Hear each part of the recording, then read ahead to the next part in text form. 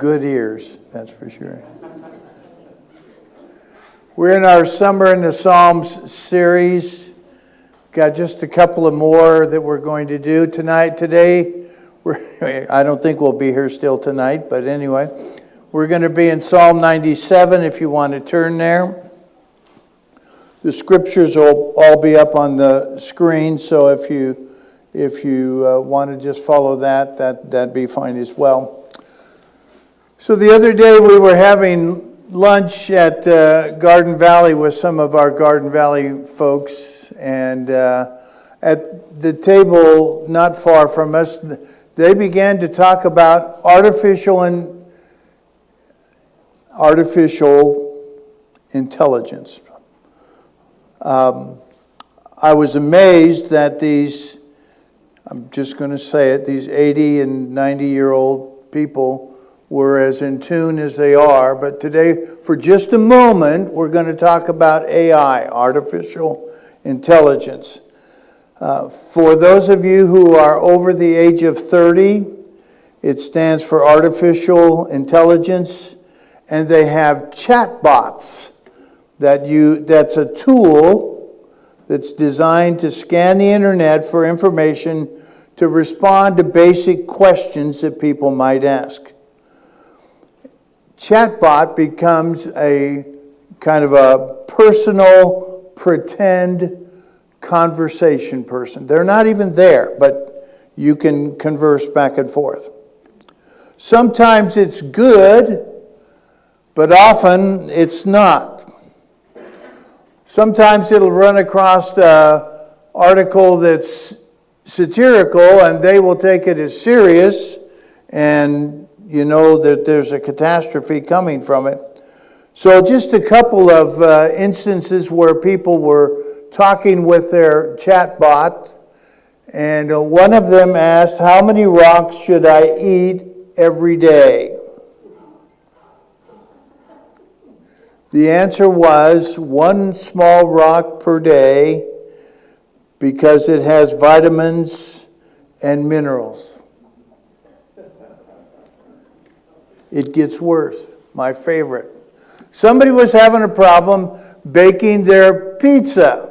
As they would bake the pizza, because of the cheese, it would just slide off the dough. And so it asked the chatbot, "Do you have a solution to my problem of the sliding of the topping on that?" And it said to put 1/8 of a cup. This is serious. This is exactly what it said. 1/8 of a cup of non-toxic glue and add it to the sauce. I hope none of you are going to do this today. You talk about a disaster. Now, why do I talk about this?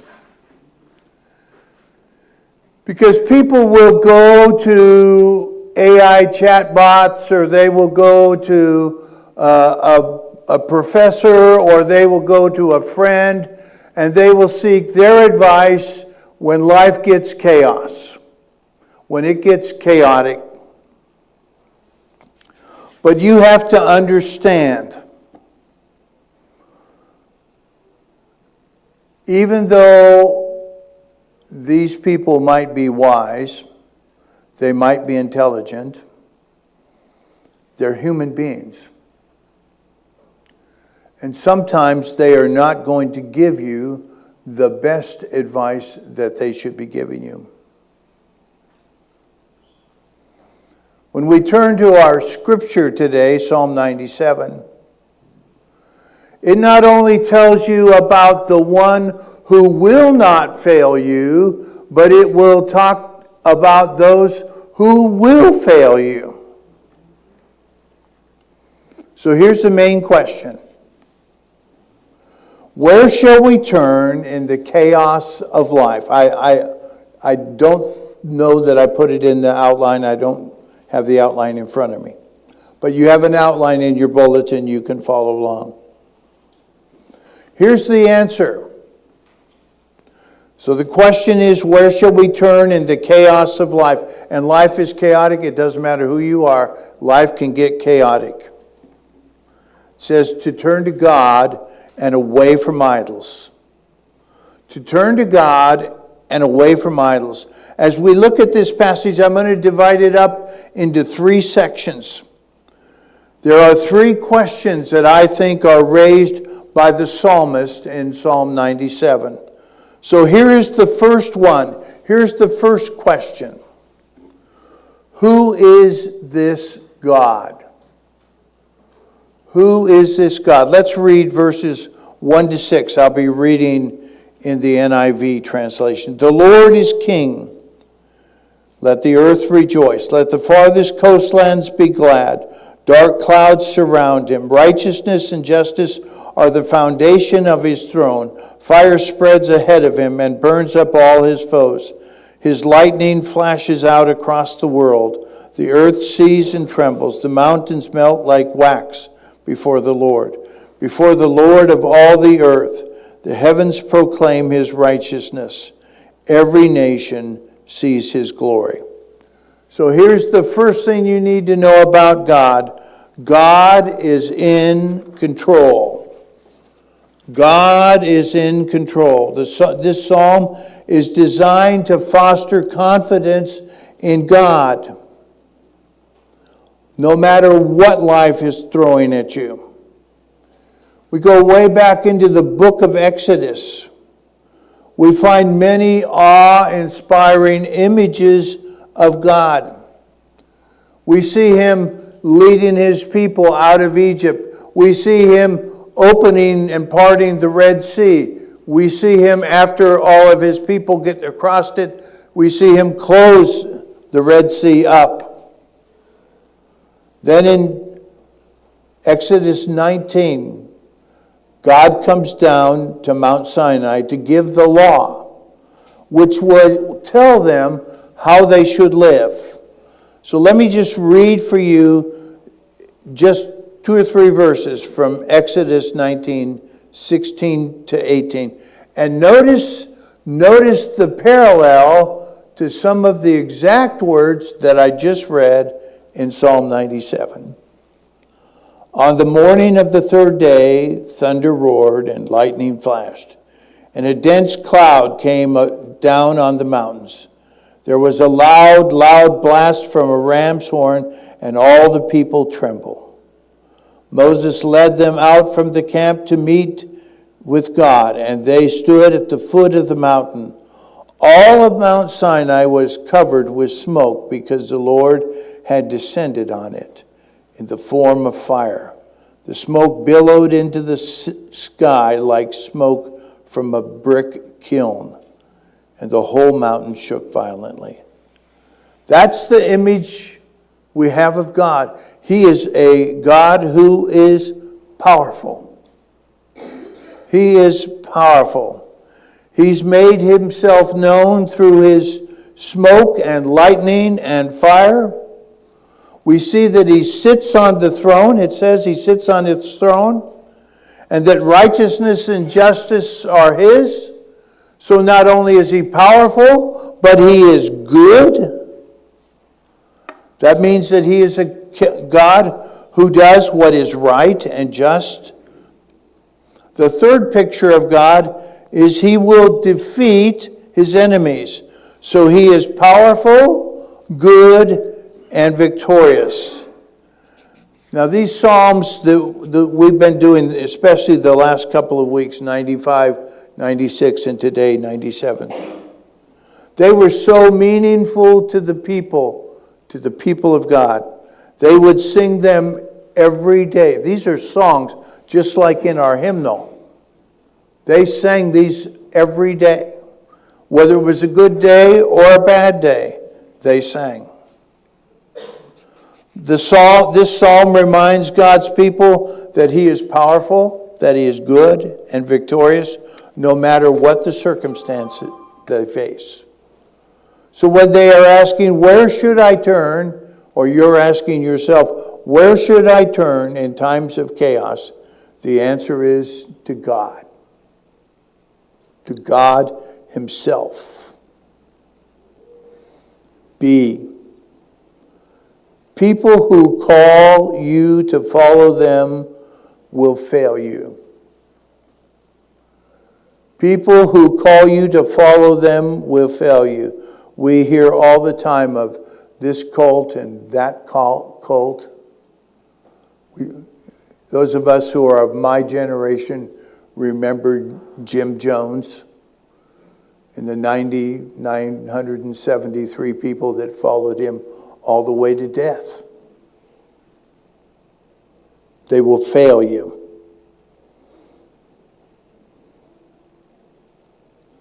But when we turn to God, He never fails us. 2-3 weeks ago, Vaughn and Brenda and I were invited to a dinner at the district conference. And they invited the professor at McPherson College who handles the Bible and theology to speak to us. And he'd been asked the question, why are young people not going to church anymore? And someday I'll share with you the first two answers. But the third answer was they don't want to hear about the word hell. They don't want to talk about hell. They don't want to hear the word hell.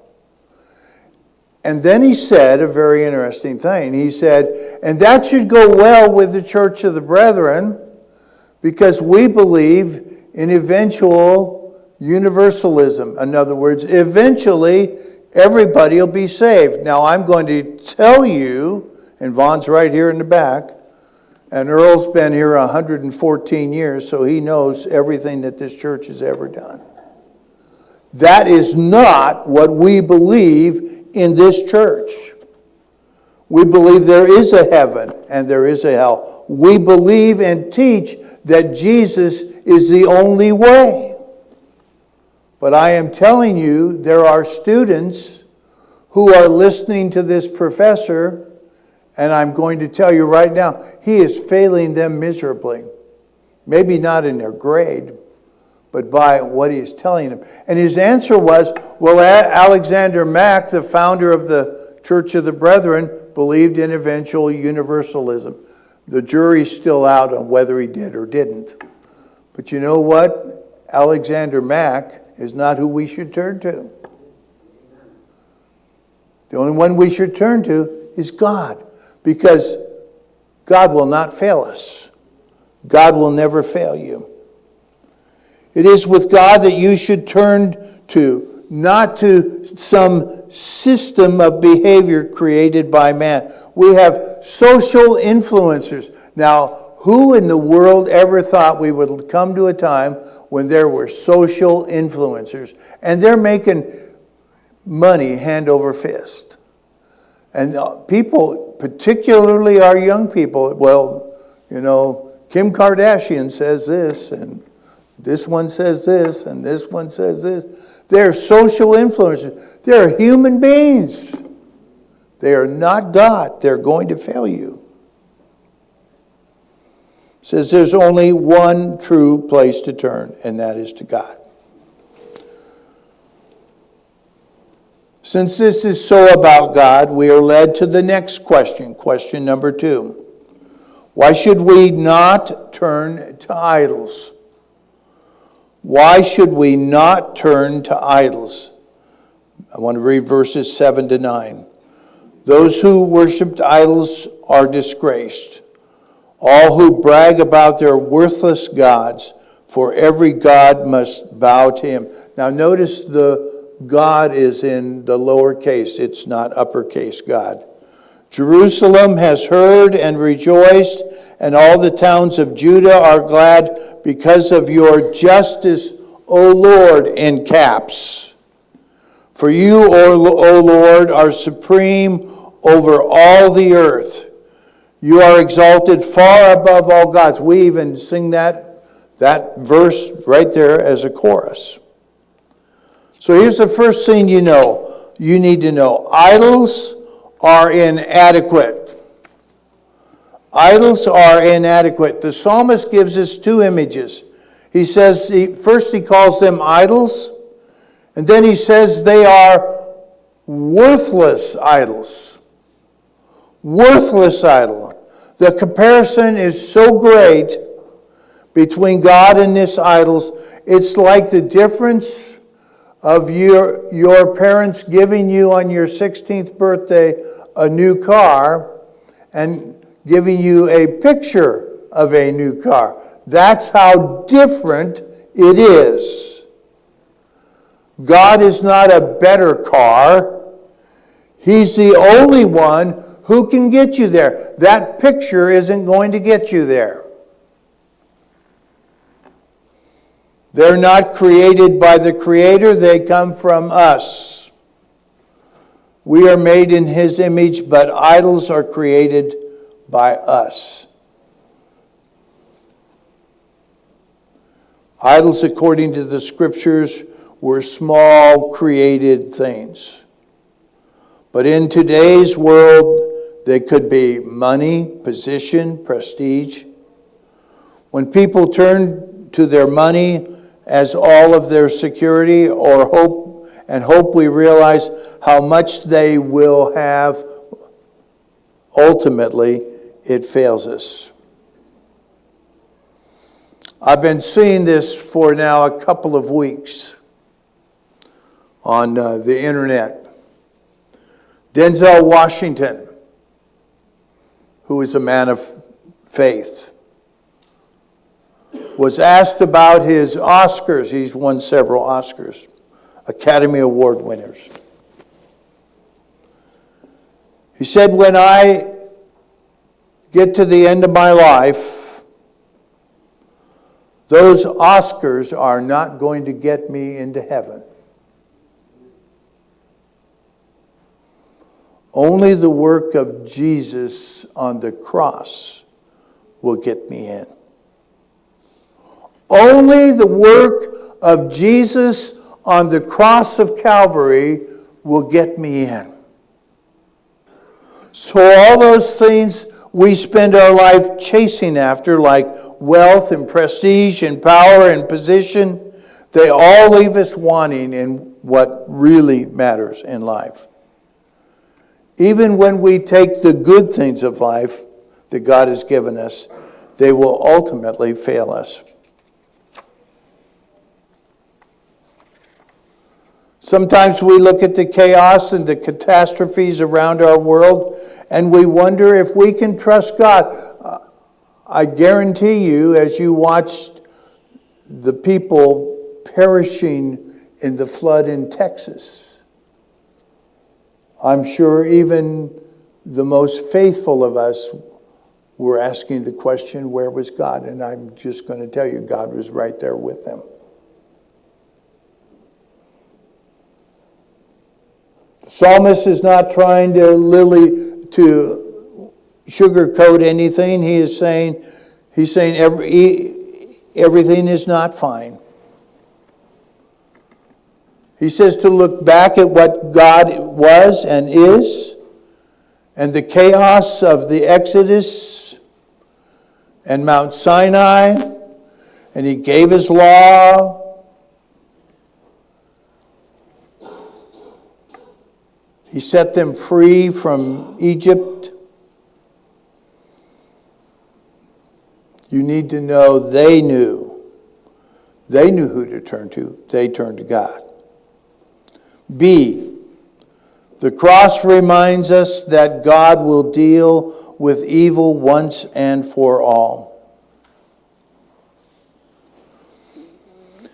For us, when we look at this passage, we look at it from the perspective of after the coming of the Messiah, after the New Testament is written, after Jesus has been on the cross. We don't look at it like the Jews would from before. What we have is the cross, and that is how God will once and for all deal with all evil in the world. We need to know that God can do what our idols cannot do. No matter how big your portfolio is, no matter how well you are positioned in life, no matter what you have accomplished, those things really don't matter at all. They may be great, But when you compare them to God, they fall completely on their face. They fall short. All right, number 3. We've got to hurry on. What does turning to God look like? What does turning to God look like? Verses 10 to 12. You who love the Lord hate evil. He protects the lives of his godly people and rescues them from the power of the wicked. Light shines on the godly and joy on those whose hearts are right. May all who are godly rejoice in the Lord and praise his holy name. So here's the first thing you need to know. Everything starts with God. Whether you are new to Christ, whether you're a long-time follower of Christ, whether you walked in these doors today and you're just looking for answers because you don't know anything about Christ, one of the things you need to know is it all starts with God. You need to know that he is not only the creator of the earth, not only is he the one who set his people free to go to the promised land in Exodus, not only is he the one who sent his son to die for you and me, he is alive today. It started with him and it will finish with him. All right, B. Following Christ is countercultural. That's a great big word. Countercultural and often costly. Following Christ is countercultural and often costly.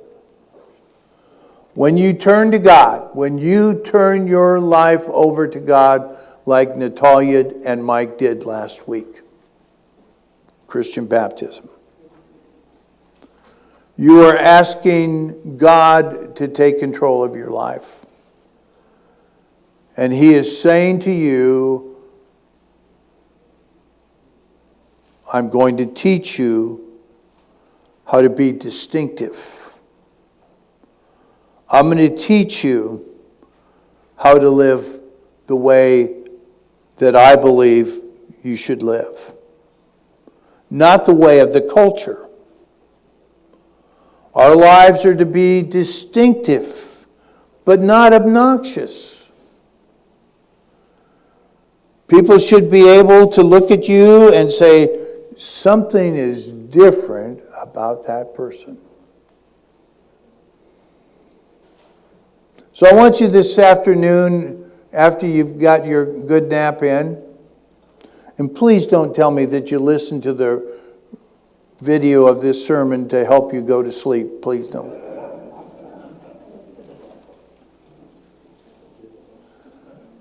I want you to take a look this week, and Vaughn started preaching on this months ago. I want you to read the Sermon on the Mount, Matthew 5, 6, and 7, 3 chapters. And you will see what I mean about being countercultural. Because he will tell you some things about how you should do life that is certainly different than what the world would tell you. Jesus challenged his followers to follow him, knowing that for some, that they were going to be ridiculed. Even today, in many places in the world, it is not safe to proclaim the gospel of Christ. Many places in Africa, you will be ostracized and even killed for following him. It is illegal to follow Christ in China. So the church went underground. You want to guess how many Christians are in China in the underground church where it's illegal to be a Christian? There are more of them than there are in the entire United States. 80 million Christians in the underground church. We don't have that many here in the U.S. where we are free to worship and preach what we want. Some of you, I'm just going to be honest with you, some of you might lose some friends because you said yes to Jesus. Trust me, they weren't the kind of friends you needed in the first place. I am excited to see people making professions of faith, knowing that there may be some in the world who will put them down or abandon them, but that's why we need God all the more. And He promises to be with us in the chaos. It's time to stop listening to social influencers or AI chatbots, wannabe friends, and turn to the God who laid it all out for us on the cross of Calvary. So here's the conclusion. I always have to remember this one. This one, I say it and it doesn't always get on the screen, doesn't always get in your bulletin. Jesus is the reason we should turn to God in the chaos of life. Jesus is the reason we should turn to God in the chaos of life. Now, I want to play a very quick video for you. It's a